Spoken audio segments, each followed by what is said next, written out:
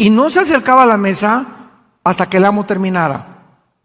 Entonces, cuando el amo terminaba, tomaba la servilleta, se limpiaba las barbas, las puntas de las manos y las manos, y si la servilleta la ponía así desordenadamente, el siervo daba a entender, o le daba a entender al siervo, que podía venir a recoger la mesa, que ya no iba a regresar. Pero si el amo, después de limpiarse, doblaba bien la servilleta y la dejaba, le estaba diciendo al siervo que iba a regresar. ¿Capiche? ¿Lo entendieron? Al dejar Jesús doblada su ropa de su cabeza, nos envió un mensaje: voy a regresar por ustedes.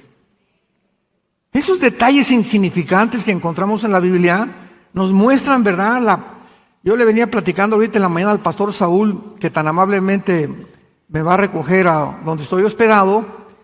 Le decía: Saúl, es increíble que podamos estudiar el Corán de los musulmanes, el Tripitaka de los budas, el Veda de los persas, los libros sagrados que tú me quieras encontrar, y en ningún libro sagrado encontramos tantas maravillas, tanta sabiduría, tanta racionalidad, tanto sentido común como en este maravilloso libro que es la Biblia. Bienaventurados los varones o las mujeres que día y noche, no solamente al mediodía, día y noche meditan, leen, estudian, porque serán como árboles plantados junto a corrientes de agua, que van a dar su fruto a su tiempo y su hoja nunca caerá. Dichosos los que día y noche leen, memorizan, estudian la palabra de Dios. Muy bien, vamos a la lectura, Hebreos 1, del 1 al 3, que dice lo siguiente: Dios, habiendo hablado muchas veces y de muchas maneras en otro tiempo a los padres por los profetas, en estos postreros días nos ha hablado por el Hijo, a quien constituyó heredero de todo, y por quien asimismo hizo el universo, el cual, siendo el resplandor de su gloria y la imagen misma de su sustancia, y quien sustenta todas las cosas con la palabra de su poder, habiendo efectuado la purificación de nuestros pecados por medio de sí mismo, se sentó a la diestra de la majestad en las alturas. El ser humano ha nacido, desde que el pecado entró al mundo, con un vacío interior en su alma y con una pasión, un deseo de adorar a algo o a alguien. Nunca, jamás en la historia, ninguna tribu, ninguna civilización, ninguna nación, nunca en la historia ha habido algún grupo de personas que no adoren a algo o a alguien. Han adorado la luna, las estrellas, hacen ídolos, levantamos las flores, se adoran a las plantas. Los primeros pobladores de Estados Unidos, Norteamérica, los Cheyennes, los Cherokees, los Sioux, adoraban los espíritus que decían que estaban en los árboles, etcétera, etcétera, porque algo nos muestra la necesidad de trascender y de encontrar a algo o a alguien que nos pueda responder o con quien nos podamos comunicar. Este sentimiento no lo tienen los changos. Nunca ha visto un grupo de conejos: alabaré, alabaré, ¿verdad? Los animales no tienen conciencia de un ser supremo. Esta es una de las características peculiares del ser humano. Pero la pregunta que vamos a contestar es: ¿de dónde vienen estos sentimientos internos y esta vaciedad que tenemos? Que podemos tener dinero, podemos tener poder, popularidad, publicidad, y sentirnos al mismo tiempo vacíos. El gran rey del rock and roll, Elvis Presley, en el siglo pasado, tenía 500 mujeres esperando en la esquina de su casa, 500 mujeres esperando que pudiera recibir a una por una cada semana para tener relaciones con él. Las defensas de sus Cadillacs eran de oro puro. Michael Jackson, cuando murió, el rey del pop, son dos reyes, uno del rock and roll y otro del pop. No se sabía si era hombre o era mujer.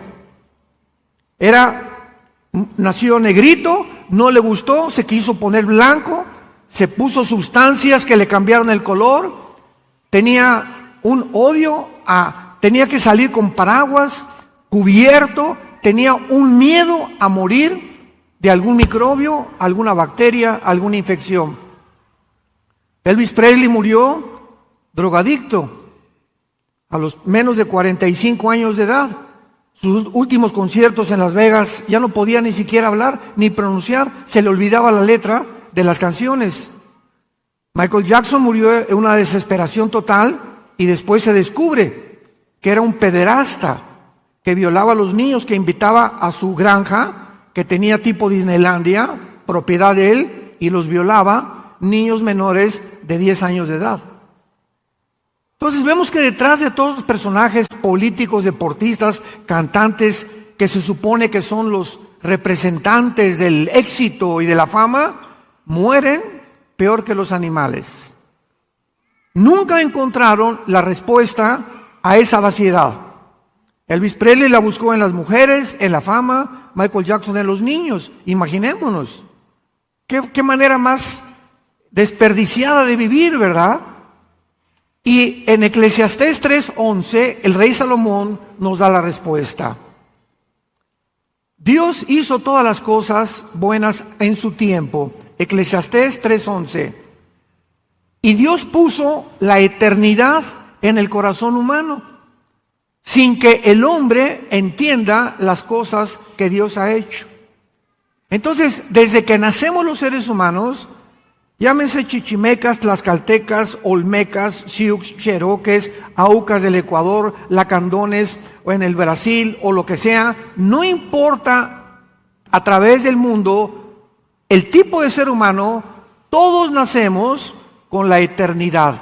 ¿Qué significa esto? Que sabemos que de alguna manera la vida no lo es todo.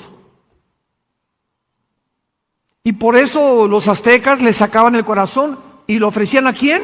A los dioses, para calmar su ira.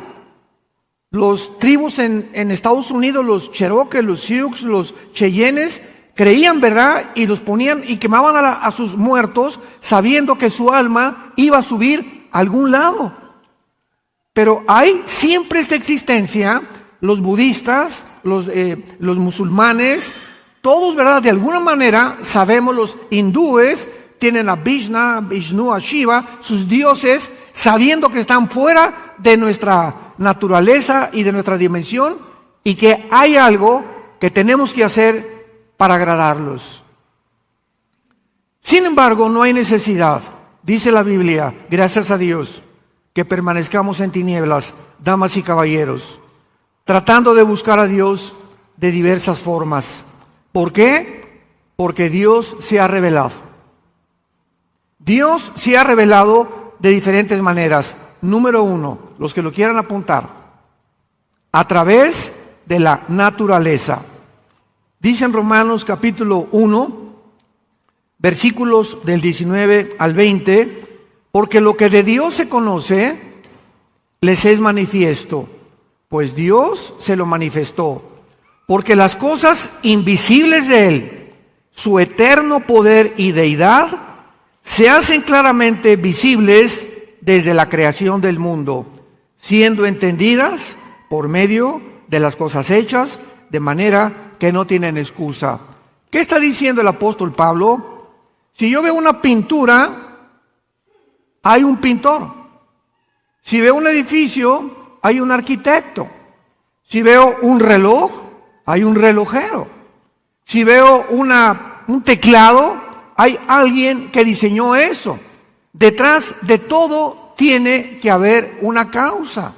Es una ley inexorable dentro de la física y las matemáticas. Todo efecto tiene que tener una causa. ¿Por qué existo? Tiene que haber una causa por lo cual existo. Sócrates dijo, el filósofo, pienso, luego existo. Existo, luego vivo. Si vivo, tiene que haber una causa. Yo no me causé nacer y ser formado de una forma extraordinaria en el vientre de mi madre. Y si una causa hay detrás de mí, tiene que ser alguien que me creó. Y unos le llaman el poder, los dioses, la luna, el sol, etcétera, etcétera. Pero todo nos lleva a buscar que hay algo o alguien detrás de todo lo que existe. Hace muchos años, un físico matemático llamado Blaise Pascal, cristiano, escribió tratados sobre el libro del Apocalipsis, etcétera, etcétera. Tenía amigos ateos, y los ateos ustedes saben que, no, les dices, ve el orden del universo y el diseño de Dios a nuestro alrededor. Y Blaise Pascal en su casa hizo un taller y reprodujo un universo, colgó el sol, colgó la luna, así con hilos, estrellas, etcétera, etcétera, pero muy acomodado todo. Y entonces el ateo entró a la casa de Blaise Pascal y le preguntó, oye, qué lindo esto está, ¿quién lo hizo? Y le contestó Blaise Pascal, no sé, apareció en la mañana todo así. Y el ateo le dice, ¿me estás viendo la cara de tonto? Esto lo tiene que haber hecho algo.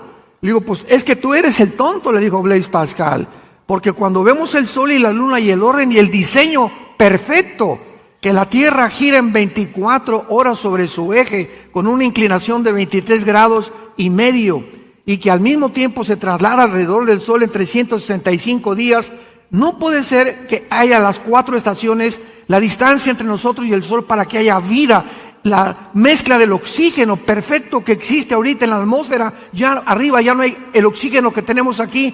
¿Tú crees que todo fue solo? ¿Apareció de repente? Que de repente apareció un chango con órganos reproductores masculinos y después una changa con reproductores femeninos y se juntan los dos y aparece un changuito.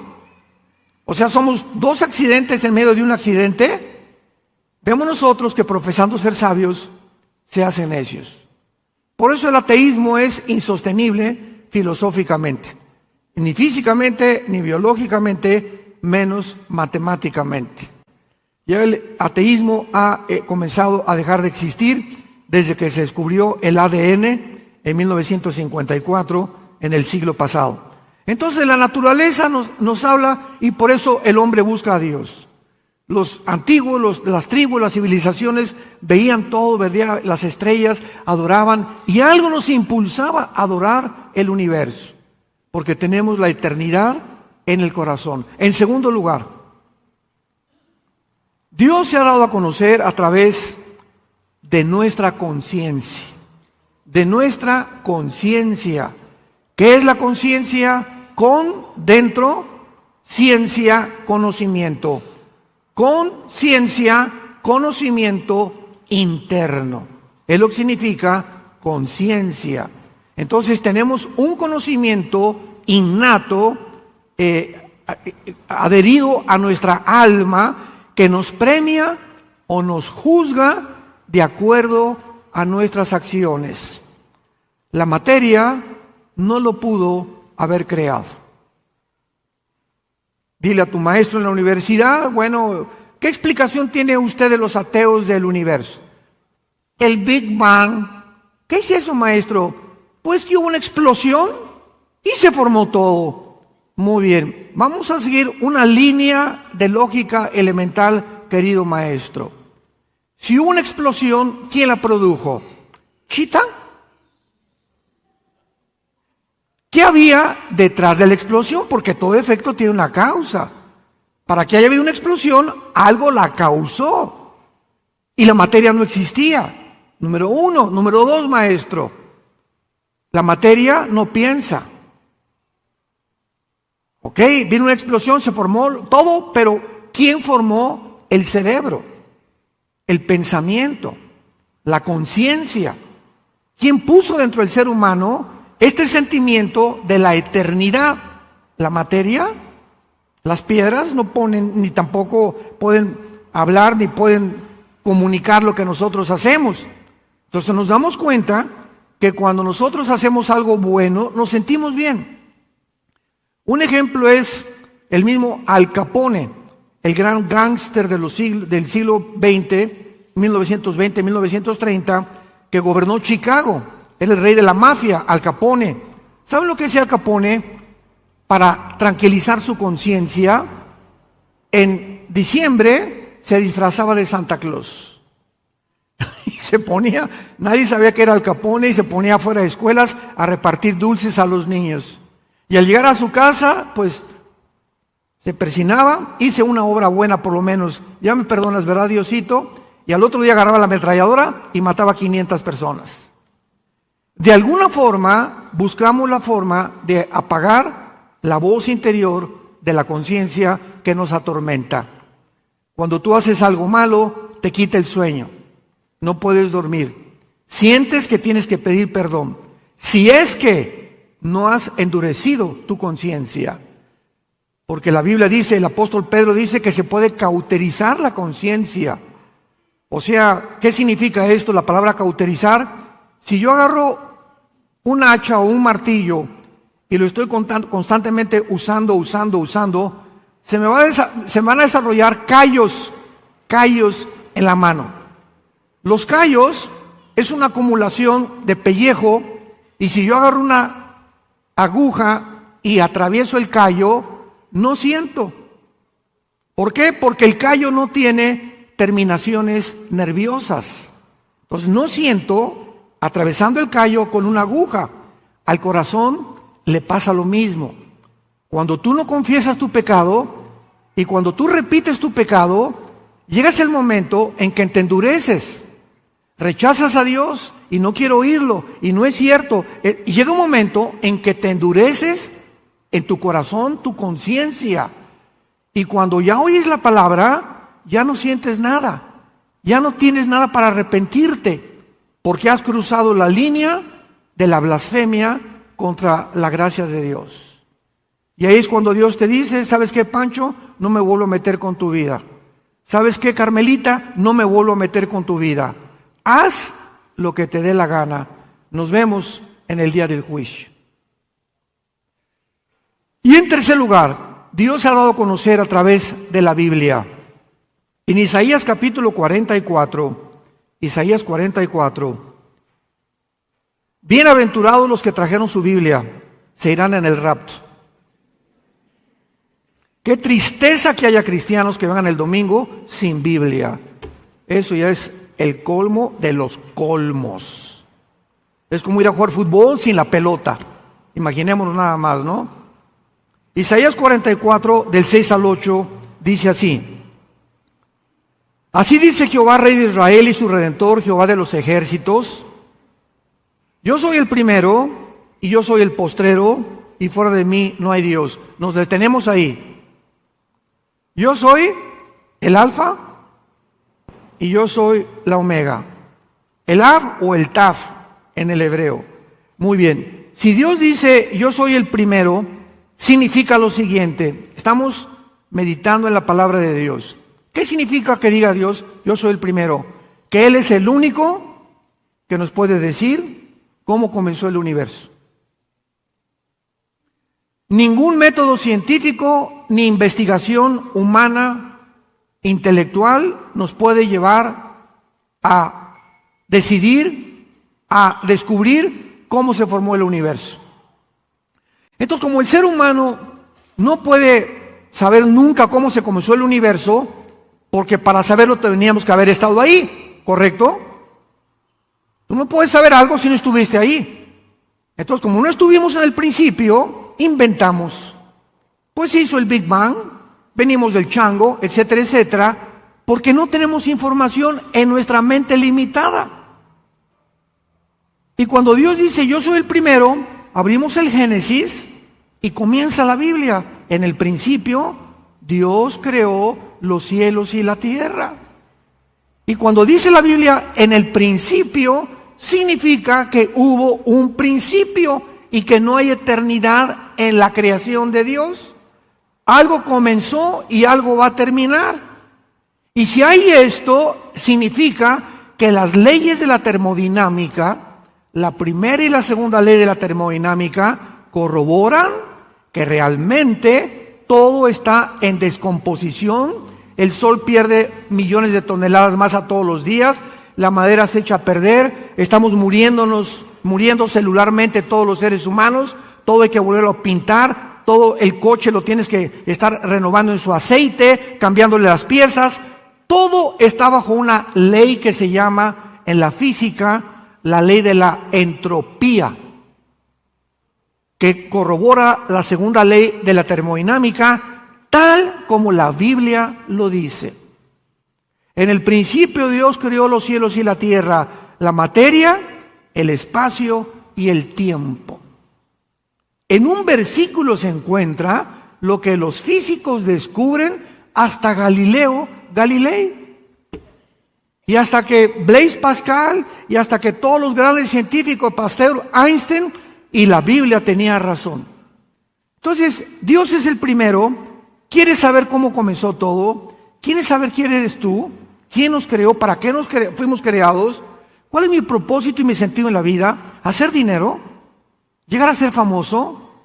¿Que me aplaudan? ¿Que me reconozcan? ¿Ese es tu propósito en la vida? ¿Tener 500 mujeres?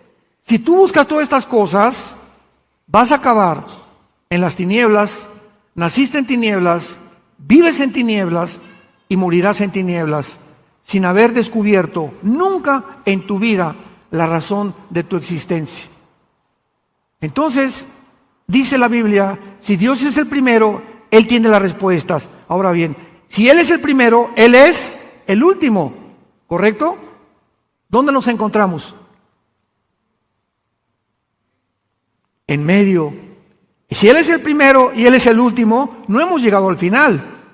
Ahora, si estamos en medio y volteamos hacia atrás y vemos que desde el principio hasta nuestros días las profecías bíblicas se han cumplido al pie de la letra, significa que las que faltan por cumplirse hasta el final se cumplirán de la misma manera. Y eso nos llena de paz, de seguridad, que estamos firmes en la palabra y en los brazos del Señor Jesucristo. Y que nadie nos separará jamás de su amor.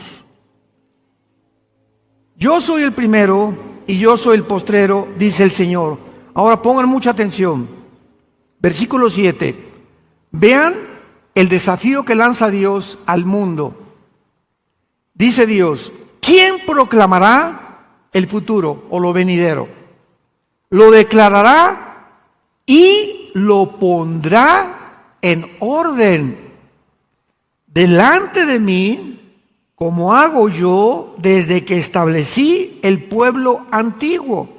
Dice Dios, tráiganme a Jim Dixon, tráiganme a Walter Mercado, tráiganme a todos los que se dicen adivinos o disque profetas. A ver, vengan para acá. Díganme y háganme una cronología de toda la historia. No, pues es que Nostradamus hizo profecías que se cumplieron el 20% y el 80% nunca se cumplieron. Y hay una ley en la Biblia que dice que si un profeta se atreve a hablar y anunciar algo futuro y no se cumple el 100%, no el 99,9%, si no se cumple el 100%, es un falso profeta. Jim Dixon, 2 semanas antes que mataran al presidente Kennedy, una mujer fue al New York Times en Nueva York y les dijo, veo sangre en Dallas, Texas, 1961-62, cuando mataron al presidente John Kennedy en Dallas, Texas. Veo sangre y fue así, mataron a Kennedy, tal como ella lo dijo.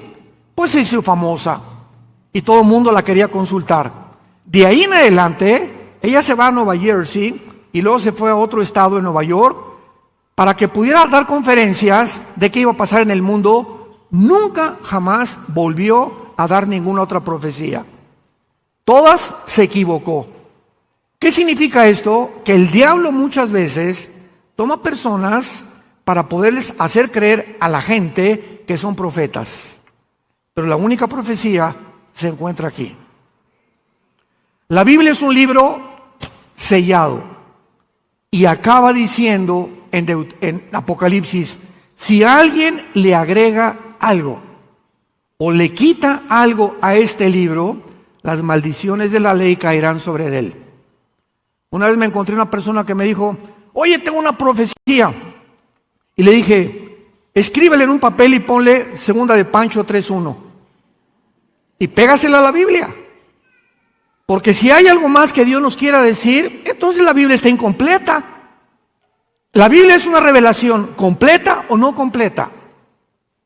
Porque si algo le falta, entonces no es la palabra de Dios. Quedó incompleta la revelación de Dios. Y la Biblia es algo que ya está totalmente, y a Dios lo que Él quiso revelarnos se encuentra en la Biblia. A la ley y al testimonio, dijeron los profetas hebreos. Esto es muy importante para que podamos comprender que en la Biblia encontramos el orden de la historia. Maestros de la escuela que nos acompañan. Hace 2600 años, el libro de Daniel, hace 2600 años, 600 años antes de Cristo, Daniel escribe todos los imperios que iban a haber desde hace 2600 años hasta la venida de Jesucristo.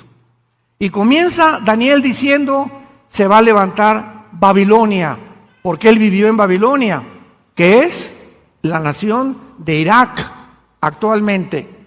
De acuerdo a la historia, dice Daniel, se va a levantar otro imperio, los medos persas, que es actualmente Irán.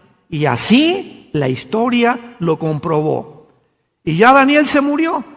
Y dijo, y después vendrá otro imperio que fue Grecia. Alejandro el Magno derrotó a los medos y a los persas en el año 300 antes de Cristo. Muere Alejandro el Magno y se reparte su imperio en sus 4 generales en Siria, en Egipto, en Turquía y en Macedonia. Y de ahí en adelante, ¿quién siguió a los griegos? El Imperio Romano, que está representado por las 2 piernas de la estatua de la visión de Daniel capítulo 2. Y después del Imperio Romano, ¿quién va a seguir?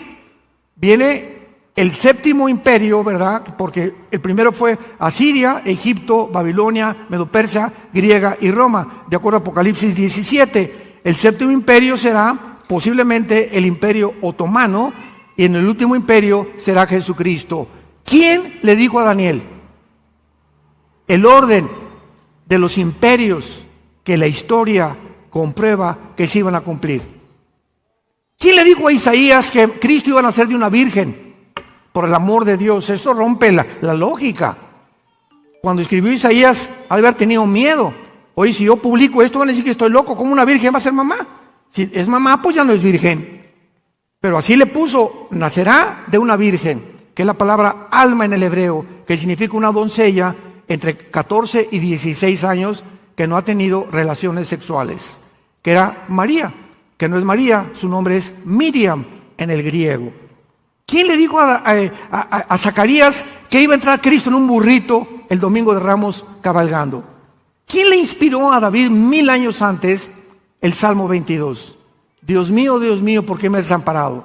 Sobre mi ropa echaron suertes. He sido derramado como cera, mi corazón fue como cera. Veo a los soldados. Describe la crucifixión de Cristo 1000 años antes. ¿Quién pondrá en orden la historia como lo hago yo? ¿Quién pudo describir 33 profecías se cumplieron cuando Cristo colgaba en la cruz? Nada más en el momento que Él colgaba, 33 profecías se cumplieron. Vemos pues que tenemos la Biblia como la revelación de la palabra de Dios. Regresamos rápidamente a Hebreos y veamos lo que la Biblia nos tiene que revelar acerca del Hijo de Dios. Dios, habiendo hablado muchas veces y de muchas maneras, en otro tiempo, a los padres por los profetas. En el Antiguo Testamento, Dios habló a través de sueños, visiones, y muchas veces, como Abraham, oyó la voz audible de Dios. Moisés, en Éxodo 3, cuando está con el arbusto, se aparece el ángel de Jehová y le habla a Moisés, y Moisés oye audiblemente la voz de Dios. Muy bien, todo esto perteneció al Antiguo Testamento.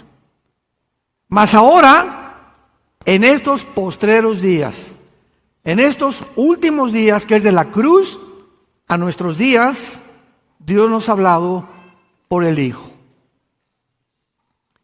Dice la Biblia, para todos ustedes que también tal vez no sean cristianos, que a Dios no se le puede conocer a través de la meditación del budismo zen, metiéndote 2 churros de marihuana, en un viaje de LSD, ácido lisérgico, o tomando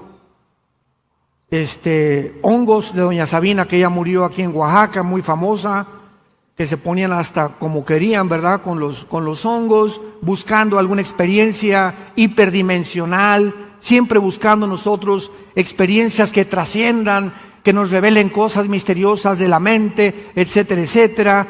Y muchos, yo me acuerdo que mi hermano, que fue el que me llevó a Cristo, estuvo con doña María Sabina 2 semanas. Le dije, con razón. No, gracias a Dios que se salvó, ¿verdad? Y está en sus 5 sentidos, es director del Instituto Teológico, no se vayan a asustar. Y me dijo claramente, ¿verdad? Cuando me puse y que estaba buscando a Dios, siempre me decía, con los amigos que fui, buscábamos a Dios y queríamos una experiencia así, para poder entender quién era Dios a través de métodos satánicos que el diablo quiere inducirnos para conocer a Dios. A Dios no lo puedes conocer a través de Buda, a Dios no lo puedes conocer a través de ninguna religión. Si algún ser humano quiere conocer a Dios, escucha esto con mucho cuidado. Antes de conocer al Padre, necesitas conocer al Hijo. Primero tienes que encontrarte con Jesucristo para que Jesucristo te presente a su papá. Veamos esta verdad en Mateo capítulo 11, versículo 27. Qué importante es esta revelación. Dice así, Mateo 11,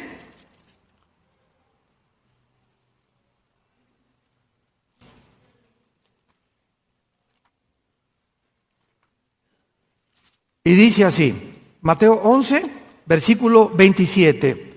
Todas las cosas, es Jesús hablando. Con mucho cuidado lean esto. Todas las cosas me fueron entregadas por mi Padre, y nadie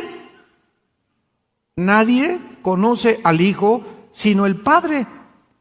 Ni el Padre conoce a alguno sino al Hijo, y aquel a quien el Hijo lo quiera revelar. Cualquier ser humano que quiera buscar a Dios fuera de Jesús es un Dios falso. No es el Dios de la Biblia, creador de los cielos y de la tierra. No es el Padre de Jesucristo.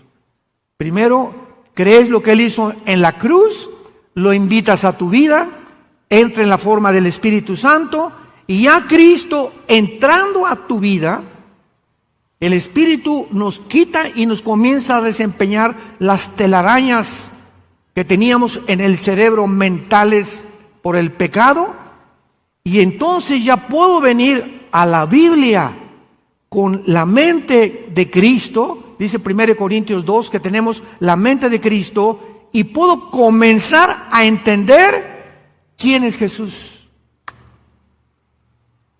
Mientras tanto, vienen doctorados en filosofía, ciencias políticas, científicos, como Stephen Hawking, el gran astrónomo inglés que decía que no existía Dios, y no importa lo inteligente que pueda ser el ser humano, se estrellan, chocan contra los pensamientos de Dios.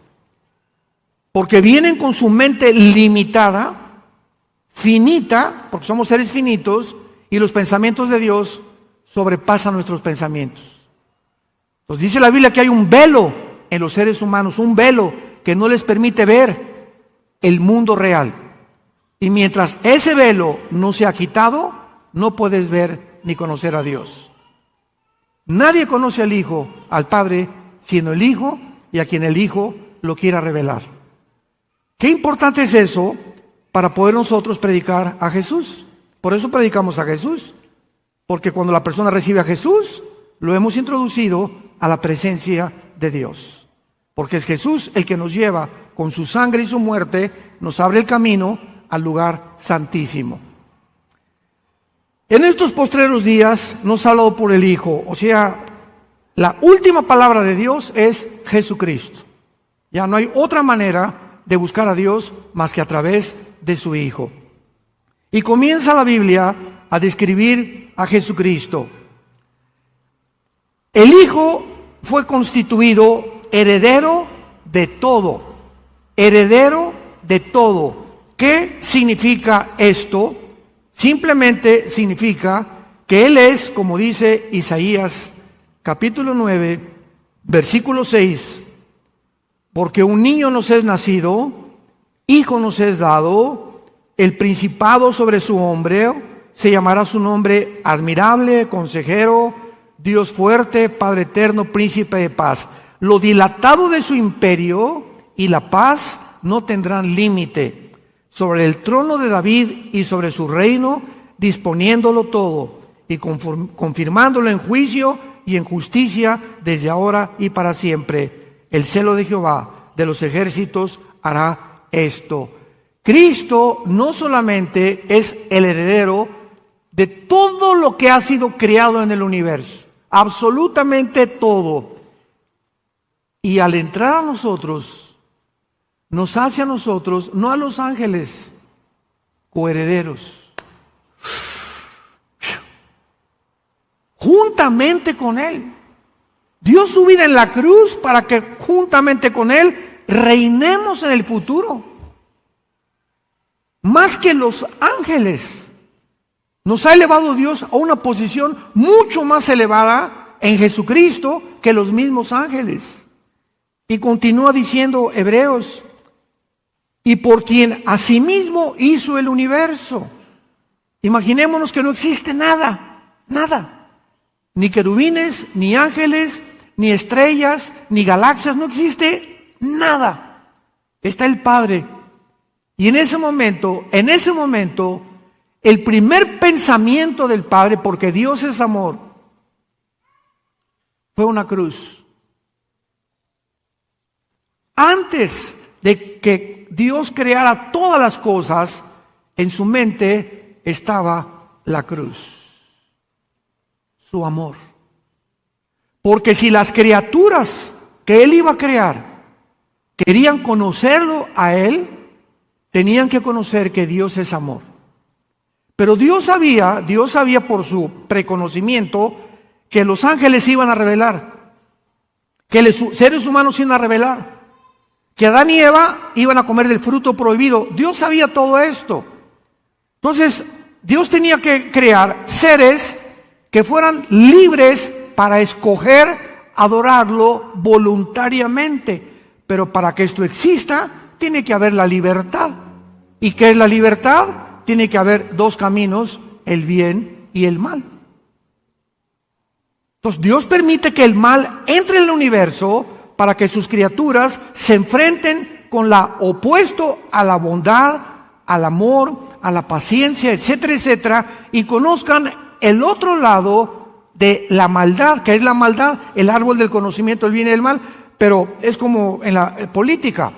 Si tú vas a un pueblito o a una nación donde vienen las elecciones y solamente hay un candidato, ¿se llama democracia?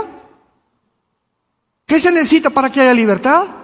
Otro candidato, libertad para votar, porque si nada más hay uno y uno va a ganar, pues es una charada, es un chiste la democracia, ¿no? ¿Por qué? Porque no hay libertad. Ya está determinado quién va a ganar. Y así es exactamente con nosotros. Si nosotros vamos a orar a Dios libremente, tenemos nosotros que tener otro camino aparte del bien. Porque Dios nos pudo haber creado con una llave y puesto un chip que dijera, adórame, adórame, adórame, adórame, como robots. Él lo pudo haber hecho, pero sin embargo nos creó con la libertad de escoger para hacernos responsables de nuestras acciones y para que en esta vida que tienes tú escojas entre el bien y entre el mal. Jesucristo hizo, dice la Biblia, el universo. Él fue la razón de que existan las hormigas, los pájaros, la luna, Marte, el sol, las estrellas, las galaxias y todo lo que existe. Y ese creador por el cual todo fue hecho, se mete a un esperma humano, al vientre de María. Y el Espíritu Santo fertiliza el óvulo de María con el cromosoma Y, porque el Mesías tenía que ser varón. Entonces, el Mesías tenía que traer el cromosoma Y, que es el que determina el género de nosotros los varones. Las mujeres no tienen el cromosoma Y como lo tenemos nosotros. Entonces Dios puso el cromosoma Y, fertiliza el óvulo y ahí estuvo escondido 9 meses. Y nació como un niño, como tú y como yo. El creador de los cielos y la tierra. Y cuando nació, traigan al ginecólogo, el anestesiólogo, el hospital de Los Ángeles, en México, el mejor hospital. Ha nacido el creador del universo. ¿Dónde pusieron a Jesús? Las vacas, los borregos, en un pesebre, porque todos los moteles y hoteles estaban y las posadas estaban cerradas, porque era el tiempo de la Pascua, donde venían todos los extranjeros y cerraban todos los hoteles. No había lugar para que naciera el creador del universo.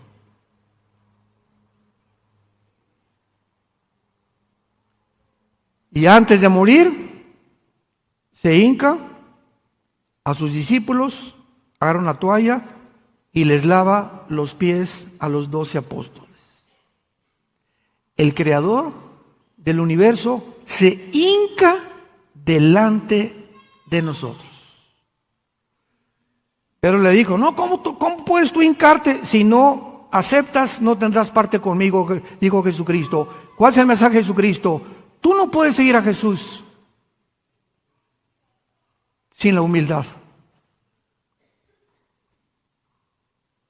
Sin la humildad nadie puede seguir a Jesús y Él no te puede presentar a su Padre, porque Dios es un Dios humilde. Fue el más grande ejemplo que Dios nos dio. Él es un Dios humilde, que se hinca delante de nosotros, que nos viene a servir como Jesús lo estableció. No vengo a que me sirvan, vengo yo a servirlos a ustedes. Yo les sirvo la mesa, yo te doy de comer para que tú me sigas y tengas el ejemplo que soy manso y humilde de corazón, el creador del universo. Y dice Hebreos que Jesucristo es el resplandor de la gloria y la imagen misma de su sustancia. En la teología hay un problema, porque dice la Biblia que nadie ha visto a Dios. Y luego por otro lado dicen que Dios lo vio, o etcétera, etcétera. Eso se resuelve fácilmente con lo que acabamos de leer. Es el resplandor. Si yo tengo un espejo aquí, y aquí está Pancho, y tú me preguntas, ¿ves a Pancho? Mi respuesta es sí, claro que lo veo. Pero no veo la esencia, veo el reflejo de su cara, que es realmente Pancho. Entonces Dios, nadie puede verlo directamente porque nos morimos.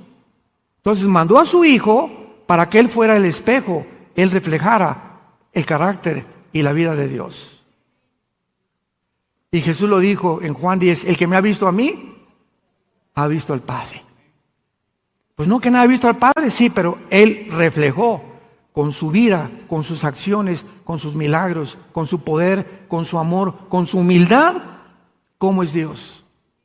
¿Quieres saber cómo es Dios? Estudia los evangelios y conoce a Jesucristo. Él es el resplandor, el reflejo de Dios el Padre.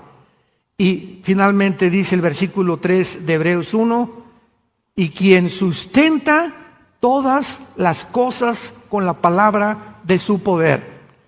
¿Nunca te has preguntado, señores físicos que nos acompañan, matemáticos, científicos, astrónomos, nunca se han preguntado que hay una ley física que dice lo siguiente?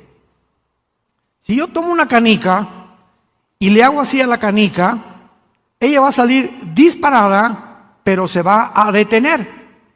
Si tomo una flecha y la disparo, va a salir la flecha, va a ser una parábola y se va a detener. Si disparo un balazo, sale la bala y la bala tiene que caer. ¿Por qué? Porque de acuerdo a la ley física, la velocidad está relacionada con la fuerza que se le aplique. En otras palabras, la canica le hago así y le estoy aplicando una fuerza. ¿Qué fuerzas hay invisibles? Dígame usted, maestro. Físicas, que la física no tiene explicación. Jesucristo lo hace. Quien sustenta todas las cosas, los átomos, la fuerza, el magnetismo, la gravedad, todo lo hace el que murió en una cruz hace 2000 años. El que tienes colgado ahí arriba de tu cama y que ni siquiera has considerado hincarte para adorarlo, bendecirlo y hacerlo parte de tu vida. Él se llama Jesucristo, el Hijo de Dios, que es la última palabra que Dios nos ha dado y que en esta mañana quiere entrar a tu corazón si tú se lo abres y le permites, porque Él es un caballero. Él no te va a forzar a que tú le recibas. Tiene que ser tu voluntad la que tú reconozcas que sin Él nunca podrás alcanzar el propósito para lo cual fuimos creados. Oremos. Te damos gracias, Señor, por tu palabra. Bendito sea el Dios y Padre de Jesucristo, nuestro Señor, y de su Hijo, en quien están encerrados todos los tesoros de la sabiduría y del conocimiento. Y que nos has hecho renacer para una esperanza viva por medio de la resurrección de Jesucristo de entre los muertos. Te adoramos, Señor, te bendecimos. Te damos las gracias por tan grande salvación. En esta mañana Dios te habla y te dice, te amo. Vine al mundo hace 2000 años, físicamente, visiblemente, para representar y reflejar el amor de mi Padre a tu persona, a tu familia, a tu trabajo, a todo lo que eres. Tú simplemente tienes que creer lo que hice en esa cruz en tu lugar. Algo que tú nunca hubieras podido realizar, pagar por tus pecados. Pero yo los pago. Con mucho gusto acepté la orden de mi Padre, venir al mundo y ser tu sustituto para que tú pudieras tener la vida eterna y el perdón de tu vida por mi gracia y la misericordia de mi Padre. Dice Jesús. Ahora, si tú le recibes en tu corazón en este momento, arrepiéntete de tus pecados. Tú no puedes seguir en la vida que tú has llevado hasta este momento y dile, Señor, creo que en la cruz pagaste con tu sangre por mi vida, mis pecados, pasados, presentes y futuros, y que